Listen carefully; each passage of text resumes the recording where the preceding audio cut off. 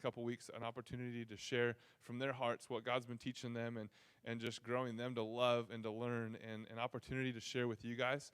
A couple weeks back, I had a baby, so I think we got a picture of our family, 3 under 3. So we got a bundle of joy right there in my wife Jenna's arms, a little Harper Joy. See what I did there? A little bundle of joy. And so we're loving that, and it's been just an awesome opportunity. I love to teach, and I love to be up here, but it's great, 2 purposes: to get to just spend time with them, and then give Zack an opportunity to put some thoughts down. And tonight we're going to be talking just the moral relativism, some moral objections, and the moral reason for God and why he exists. So put your hands together for Zack. Talbert. Woo! Awesome. Thanks, man. Hey, it is really good to be up here with you guys. And so I wanted to break my message tonight into just 3 kind of main sections. And the first is why apologetics. It's this big fancy word. I'm going to throw out a few fancy words at you tonight, but you're smart kids. I'm going to kind of break them down with you, and we'll kind of learn about them together a little bit here. The first one's apologetics. It doesn't mean to apologize. It just means, it's a Greek word, apologesis, which means to defend. And so why do we need evidence to defend our faith? Well, in the Bible, Paul calls us to be able to defend our faith. In 1 Peter 3:15, he says very clearly, always be prepared to give a defense, to give an evidence, to give reasons for what you believe in the hope that you have within you. And so tonight, I want to just real quickly talk about that there's a few ways that people kind of share the gospel with others. And sometimes it's kind of in-your-face gospel. Sometimes people are so scared to mention the name Jesus that we just don't share it at all. There's some bad ways that we can share the gospel. And so I've got a quick video clip. Jaren's going to throw it up there of just a negative way that maybe you could share your faith.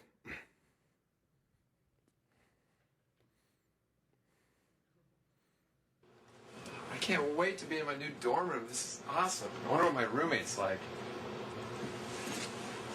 Oh, whoa, are you my new roommate? Yeah, I'm Dan. I'm Zack. You look like you need to know Jesus. What? Yeah, Jesus. Oh, man. Well, it's a hard test.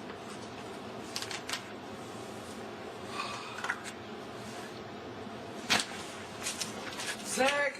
What? How's this gonna help me pass my test? Jesus passed tests.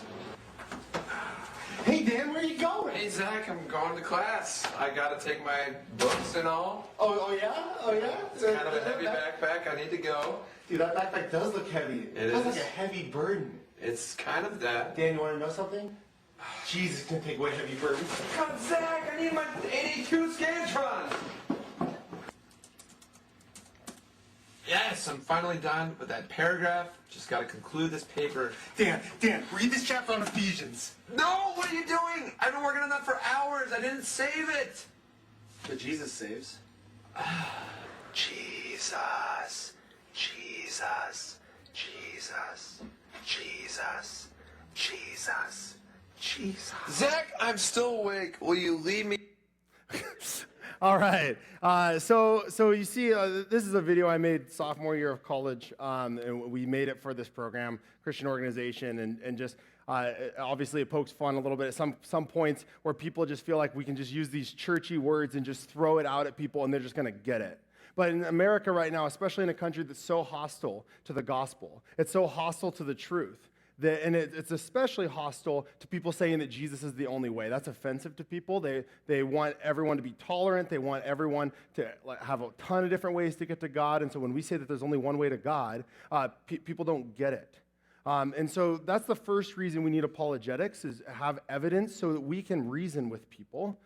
Because God doesn't give you a blind faith. Your faith isn't blind. Faith doesn't mean you have to believe something without having any evidence whatsoever. It just means trusting in some cases when there is no evidence and putting your trust into action. That's what faith is. And so that's the first reason. The second reason is it gives you guys a solid line of defense when doubts start creeping in your own mind, when temptations start creeping in your own mind, when things start going away from what you want, then you can have that kind of logical evidence going, yes, I know God is real. Sometimes we live in this culture where we feel like if we're not feeling God in this moment, then he doesn't exist. I've had so many different hub boys over the years tell me as they've walked away from God, yeah, I wasn't really feeling God in my life. And then they stop coming to church. And usually it's because they're not actually actively seeking God, but they don't feel God. And just God doesn't promise in his word. He doesn't say over and over, hey, if you, I'm always going to, my spirit's just going to be always here and you're just going to like feel this vibrant Hume Lake high. He doesn't promise that. Sometimes there's times where we don't feel him at all. But it doesn't mean he doesn't exist and he's not real. And so that's the defense or clear evidence for why we can understand that God does exist. So that's why we take apologetics. Over the next couple weeks, we're going to be breaking down, as Brandon said, some just very clear arguments for God and then specifically for Jesus. I'm going to focus more on the argument for God tonight, and then Ben will talk about the validity of the Bible next week and how we can really trust the Bible as accurate historically. And then Brandon will bring it home in the third week about what the resurrection of Jesus. Tonight, I'm not going to talk about Christ so much as just talk about an argument for God. And that argument is objective morality. And I think there's a slide I'll show you. This is the main thing I want you to walk away with tonight. And so Jaron is, I can change it. Cool. Okay, so the main thing I want you to walk away with, there's kind of three main premises. This is called a moral argument. And it's to me, the strongest argument for God's existence, although there's several.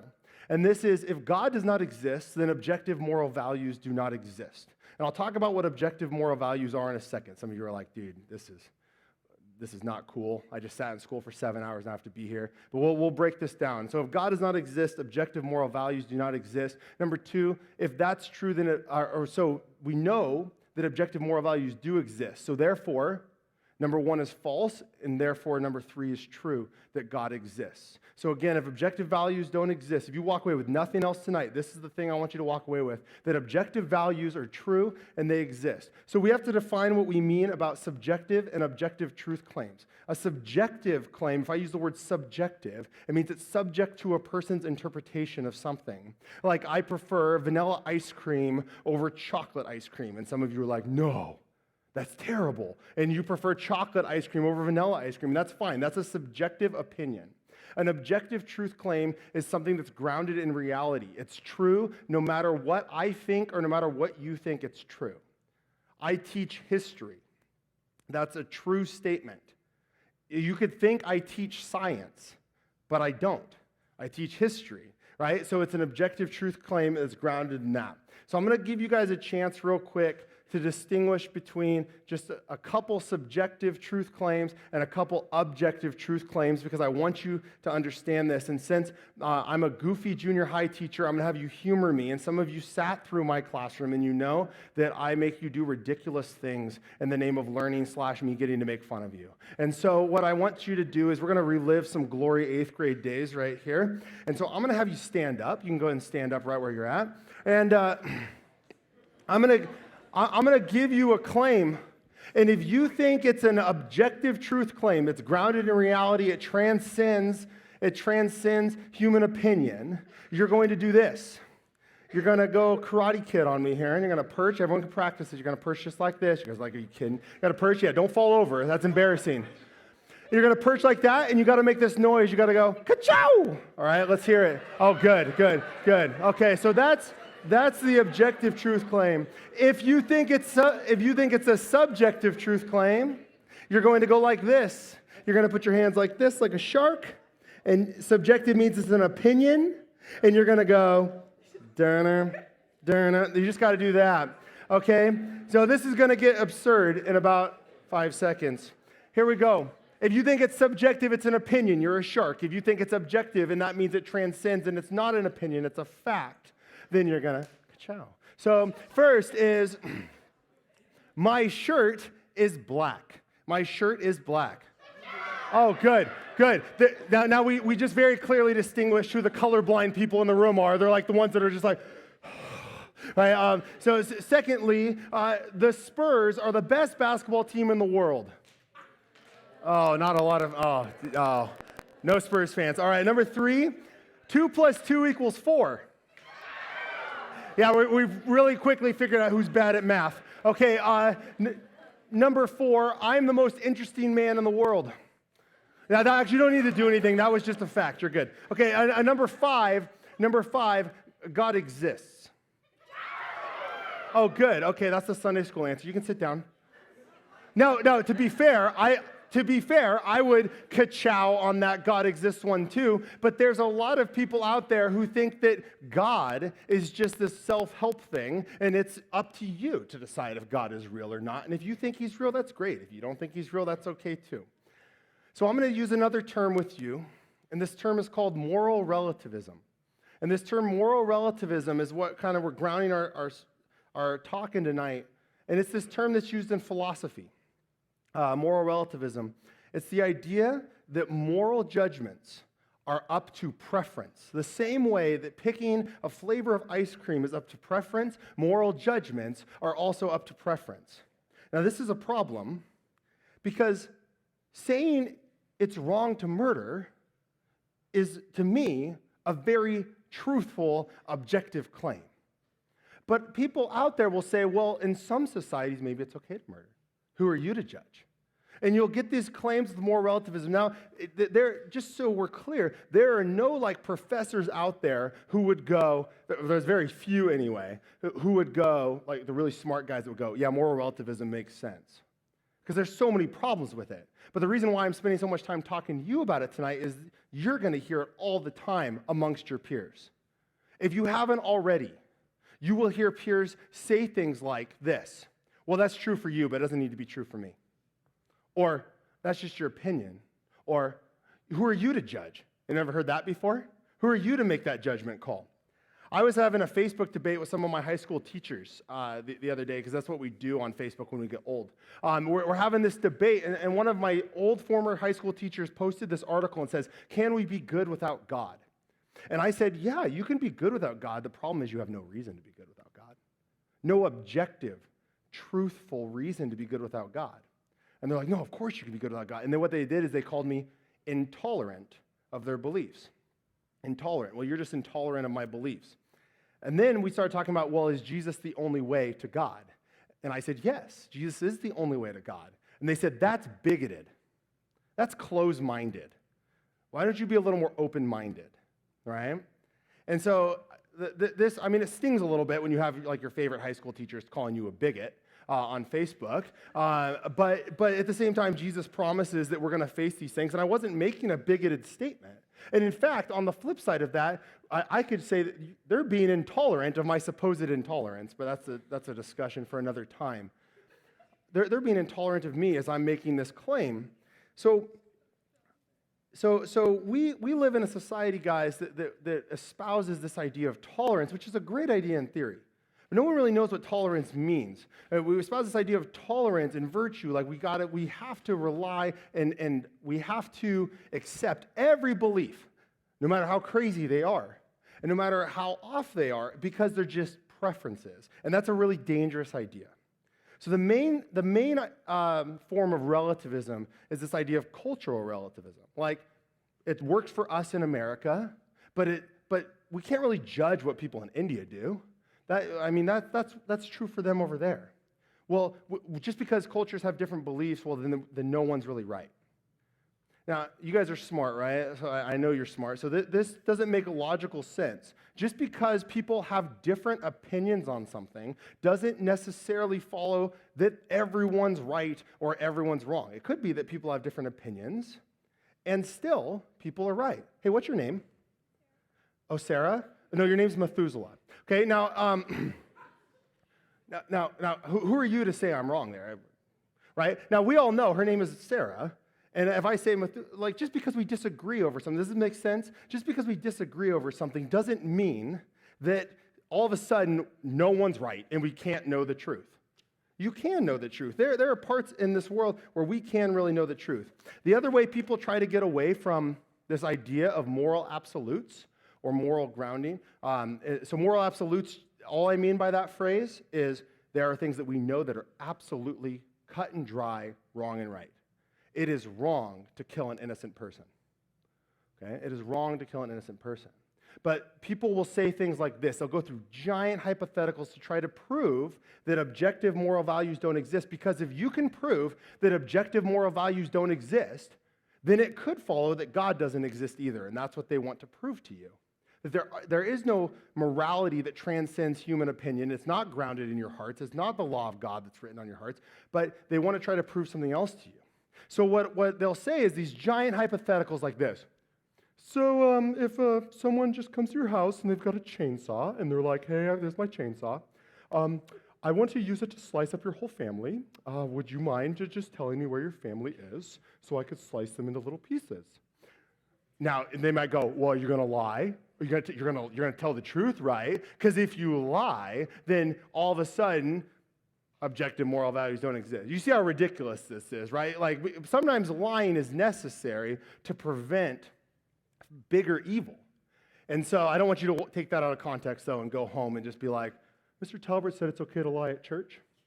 So I didn't say that. What I said is sometimes lying is necessary in certain situations to prevent atrocity, right? And we know that in a perfect world, yes, in a perfect world, everything being equal, it would be wrong to lie.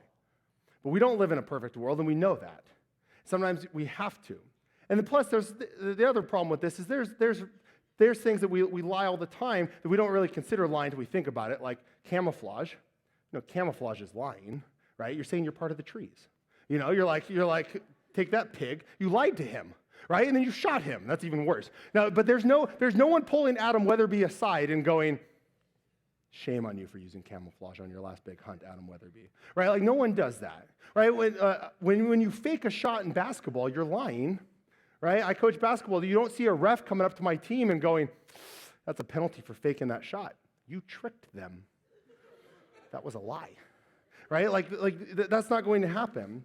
And so, look, the thing is that we it's really interesting, how people will try to say that this idea of tolerance, this idea, and again, these are good ideas in theory.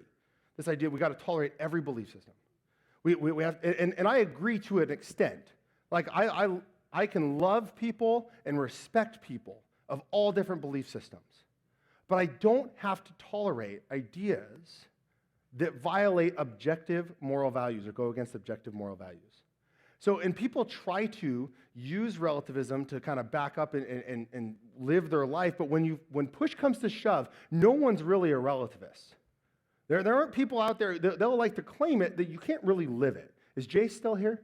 Jace, where are you? Hey, come up here for a second. So Jace is a good friend of mine, and so I just noticed that when he was driving up here, we're going to assume that Jace is a moral relativist for just a minute,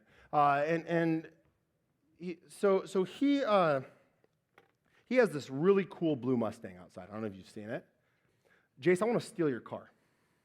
Okay, now Jace, yeah, of course he doesn't want me to steal my car, but if he's a relativist, what am I going to say to him? Hey, how dare you be intolerant of my deeply held, sincere belief that I want to steal your car? Right? He has no grounding for that, because what he's going to say to me is, I don't like you to steal my car. What he can't say as a relativist is, it's wrong of you to steal my car.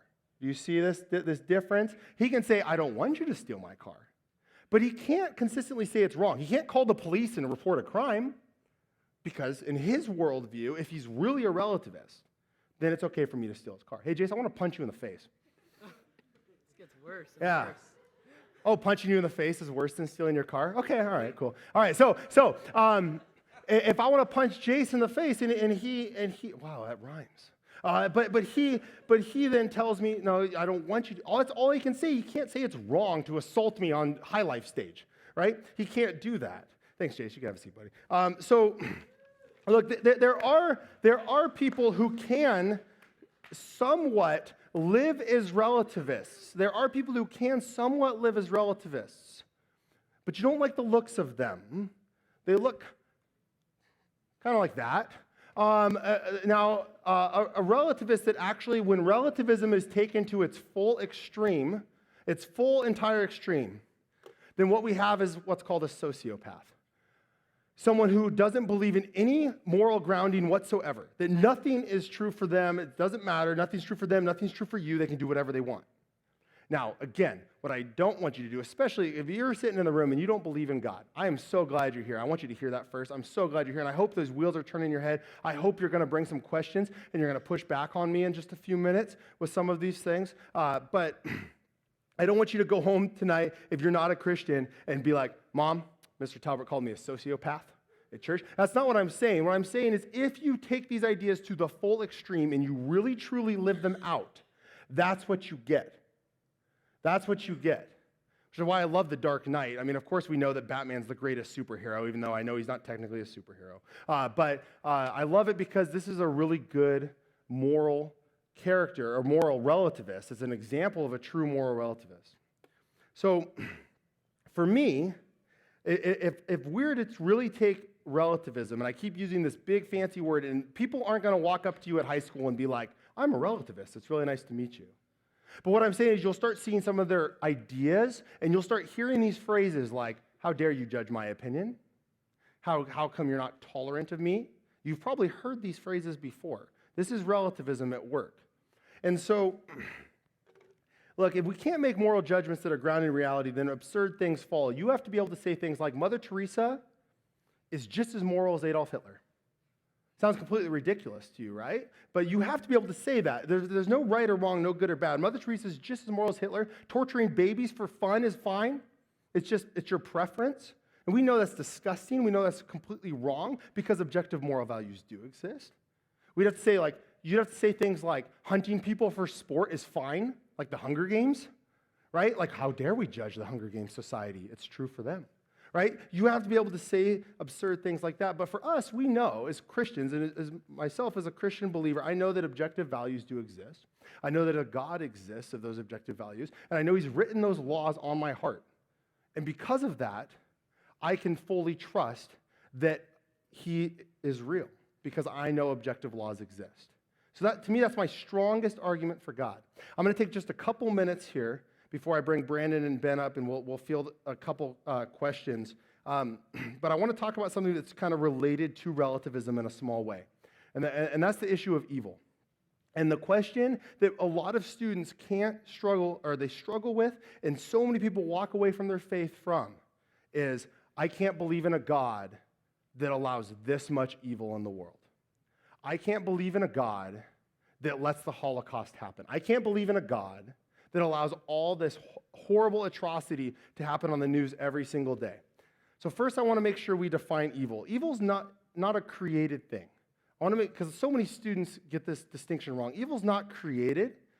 It's not something that people make up, that God made up and created. It's just the absence of good. It's the same way I've got this donut here. And I've got this donut here. No one looks at this donut hole and goes, wow, that's a really cool donut hole. Whoever made this donut hole is a genius, right? The donut hole doesn't exist. It's just an absence of donut, right? The same way that evil doesn't exist, it's just an absence of good. And so there's an atheist named Sam Harris. He's a really famous atheist. And he actually takes this quote from this really old dude from 2,000 years ago named Epicurus. But he says, either God can do nothing to stop catastrophes, or he doesn't care, or he doesn't exist. So God is either impotent, he can't do anything, he's evil, or he's imaginary. So take your pick and choose wisely. That's Sam Harris's quote. God is one of those three things. Well, see, he makes this big mistake here because he assumes that evil is objective right there. And you can't claim evil's objective if you don't believe in a God. I want to make sure you guys grasp that. Your friends cannot complain about evil if they don't believe in a God. So really, evil is an argument for God's existence, not against God's existence. So look at it this way. If you play a basketball game has rules, but if there's no rules and there's no fouls in basketball, we can just take ladders and hit each other with them during the basketball game or get together in a huddle in the middle of the game and be like, yeah, I want to change the rules now, and they can't really tolerate that doesn't happen. In a basketball game, if there's no rules, there's no fouls. In life, if there's no rules in life, then there's no fouls in life, right? There's no fouls in life, so there's no evil.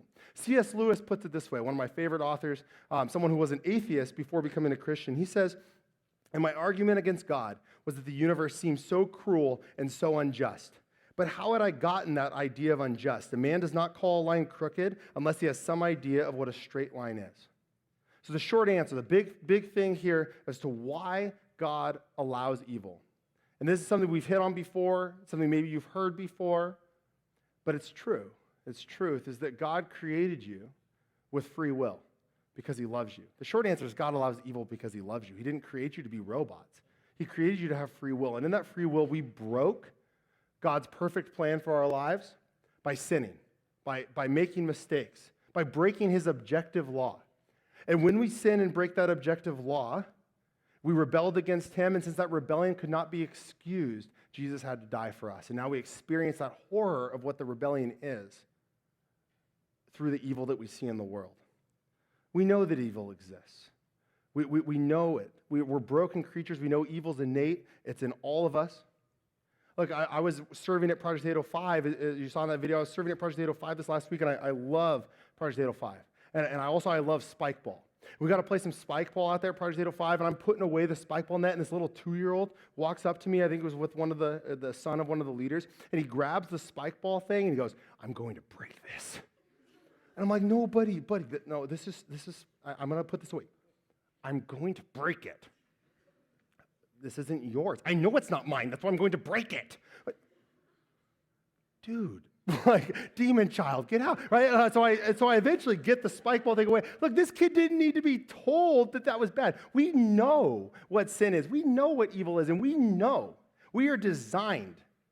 We are designed to be good, but we have the capacity, because of that free will, we have the capacity to sin. And so one more quick disclaimer here, because I know there's no way I can answer every objection tonight. There's no way that you'll come up with questions, and we just don't have time, and there's so much more I could have talked about, but I wanted to leave you with just a couple things. But a disclaimer here is, I have a master's level degree in this defense. And that's not to say like, oh, good for me, look at this. What I'm doing is I'm just giving you an opportunity and saying the reason I got that master's degree is because I was getting really sick and tired of students walking away from their faith thinking that there weren't reasons for what they believe and just giving up. It makes me sick to my stomach when I see that. And so I'm giving you the opportunity, and there's some awesome hub group leaders here, and they can answer a lot of these questions. Brandon and Ben, they can answer a lot of these questions, but in case they can, or in case you want to come someone else, I work right down the street from your school. I know it's like that dark place you never want to go to again at the junior high. But just come to my classroom after school and let's have a talk. Let me try to answer some of those questions. And then finally, if you might intellectually get this. You might intellectually say like, okay, I understand why God allows evil. But maybe there's something in your life that's just emotionally wrecking you right now. Maybe there's something bad that's happened to you personally, or some catastrophe in your family that's just wrecked you. And so even if you intellectually get it, when these emotional things happen, it's hard. It's hard.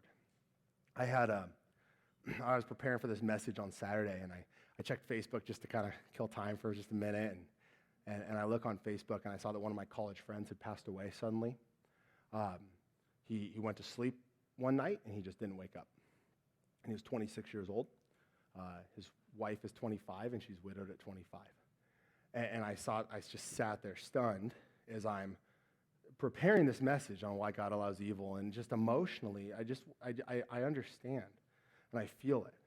But for me, as I hope it can be for you, is when I see this evil and these things happen, that's when I cling to God more. I don't run from him. There's this awesome passage in the Bible where Jesus is walking around and talking to people, and he's making these statements, and he says this line. And he says, "You have to eat my flesh and drink my blood to truly know me." And people were like, "Whoa, that's creepy, Jesus."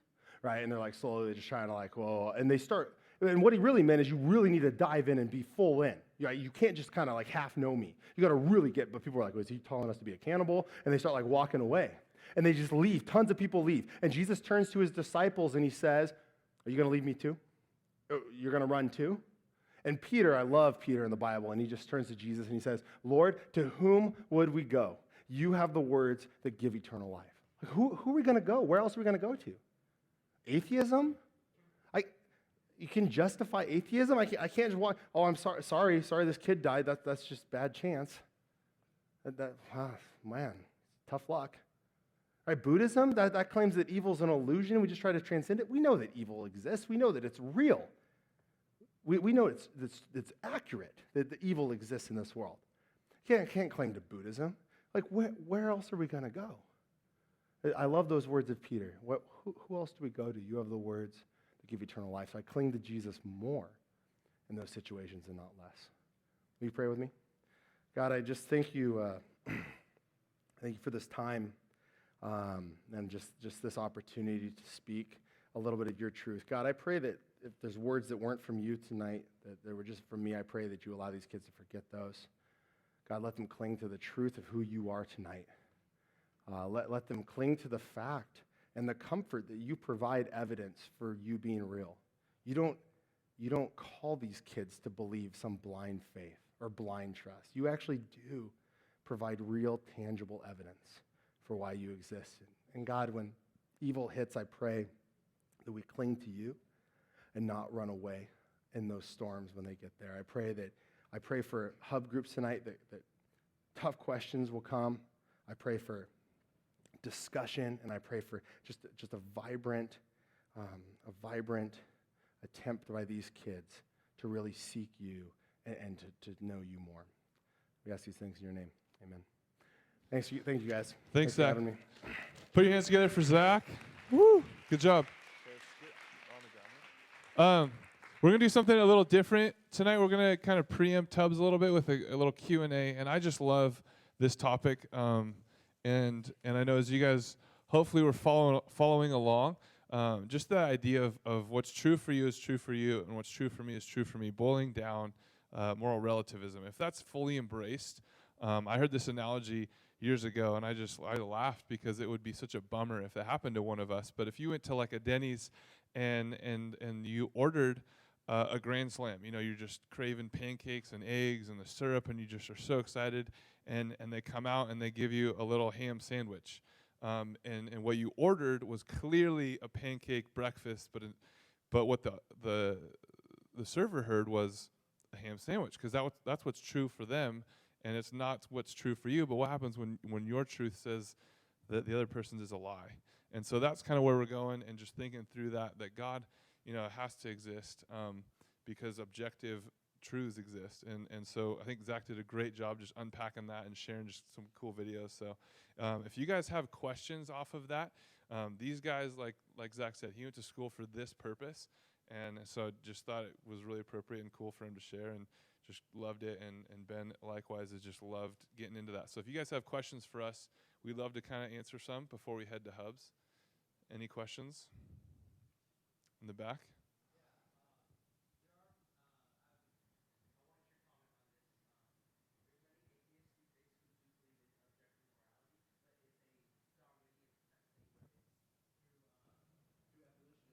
Yeah.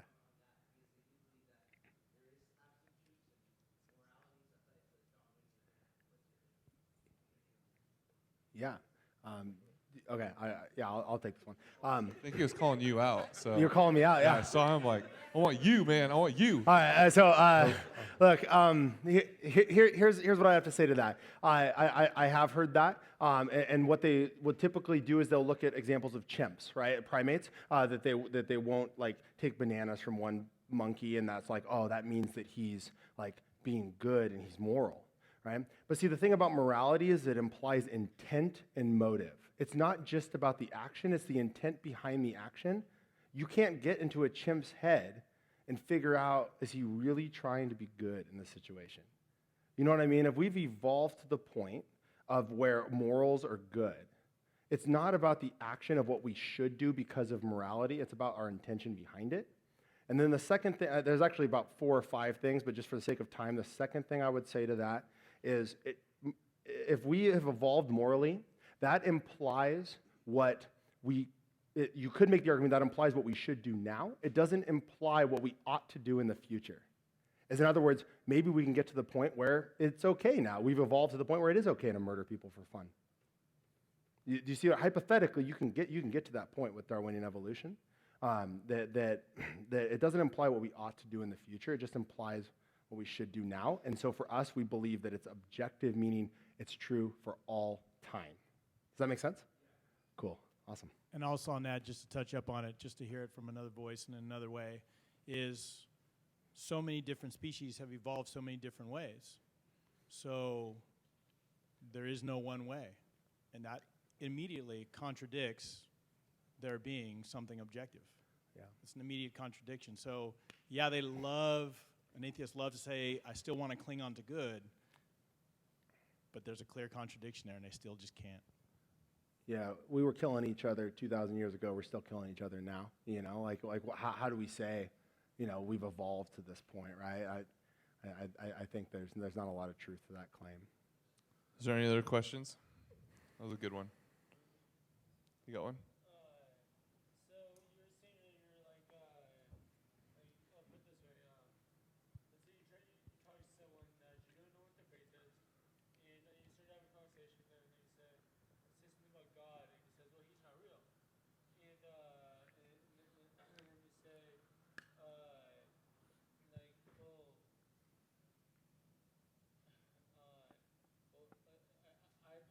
is, and he says, well, you judge me, Mm-hmm. I know I'm going to lose my mind. Yeah. I got you. Just how to articulate or defend that belief right there. Yeah, just like he says, you judge me, and it's probably Yeah, I think Zach got the intent of the question. Yeah.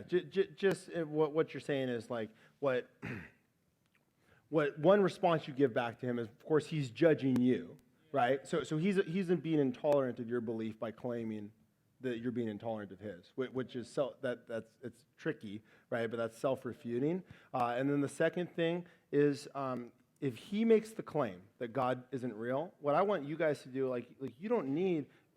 We need to understand that we don't need to just get out. It's important to share the gospel. It's absolutely vital that we share the gospel, but it doesn't always look like that video up there shoving Jesus, hey, here, Jesus saves, right?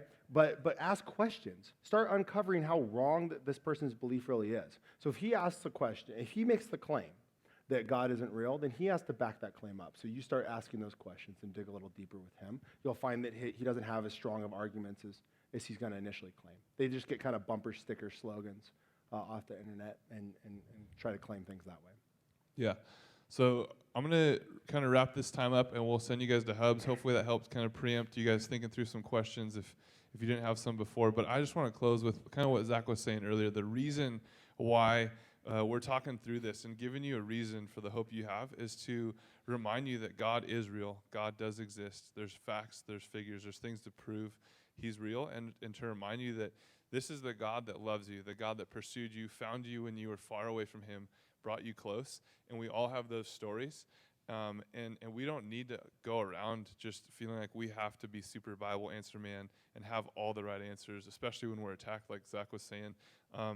Questions are so key to having a healthy conversation and showing them the love of Christ through those simple, loving questions, figuring out where they're at, what they believe, so that you can, without attacking them, but give them the reason for the hope you have in Christ in a loving and a respectful way, as Peter calls us to do. And I think he realized, it's not really working if I'm just a knucklehead, just like Zach was doing in the video, throwing Jesus at him. But asking questions, realizing, okay, here's an opportunity to share the hope I have, and here's some reasons why I believe in Jesus. And doing that respectfully and lovingly, that's going to leave an impact in their life, getting them to think through, what do I believe and why do I believe it? Because they're certain of what they believe, and they gave me reasons. Do I have similar reasons? So, Ben, you want to close? One more quick verse, because I don't want you guys leaving here thinking, these guys will get it, right? Like we don't need to jump in the game of sharing our faith and stuff, because these guys, they've got the answers or what. That's not even remotely what we're trying to say to you tonight, because you guys have witness with your friends that we don't. There's a verse that really encourages me, and Paul says it. It's 1 Corinthians 1:17. He says, "For God did not call me to baptize, but to preach the gospel, and not with eloquent words, not with fancy speech, in other words, lest the power of the cross cross be diminished or lessened? In other words, like Jesus already did the work. Look, these answers are great. As Brandon said, they're encouraging for you. They can help with some of this, but that's not what it's all about. It's about the cross. And it's about Jesus. And he's just calling you to just get out there, get in the game, and share with your friends, and just be bold, and he'll take care of the rest. Cool, thanks. Yeah, hey, just real quick. Zack did such a great job. He doesn't need me up here to say anything, but I think what Brandon wants to see is that some of this stuff can be kind of confusing, and sometimes even as just a super summarized version, just hearing it another way sometimes can maybe bring it home a little bit, and I think that's all what we want to do here. So just kind of in closing, you might still have the question run through your mind. So why does God have to exist for good and bad to exist and evil to exist and all this stuff and right and wrong morals to exist? Here's a real simple version of it. There's really only two versions of the story. There's really only two worldviews. In the beginning, God, and in the beginning, nothing. In the beginning, God, and in the beginning, complete random chance.